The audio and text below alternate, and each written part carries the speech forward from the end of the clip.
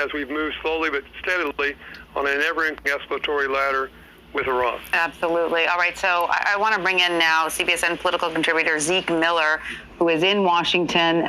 He's a White House reporter for the Associated Press. Zeke, what is the latest you can tell us about what's going on in the White House right now?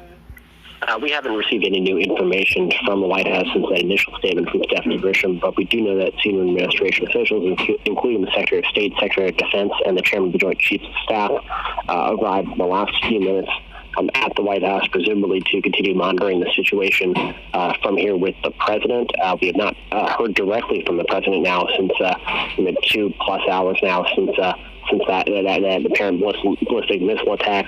We've heard from the Pentagon, but not yet from the president.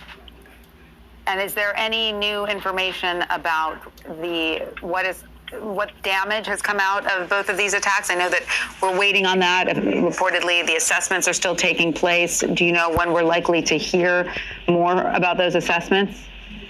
We do not just yet know. Presumably that is part of what is going on in ongoing communications. Mm-hmm. There's also waiting to see if that initial round of missile fire was it. Was there potentially more to come? So it's obviously still dark in that part of the world right now.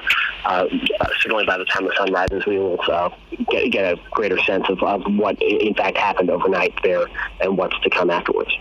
And Jeffrey, in terms of assessing the damage of these,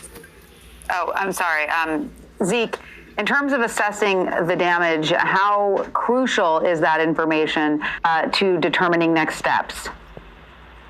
That will certainly be crucial for the. I mean, obviously, the president has sort of said that and U.S. officials said they were always expecting some sort of response from Iran. The question was just how big and how escalatory it would be.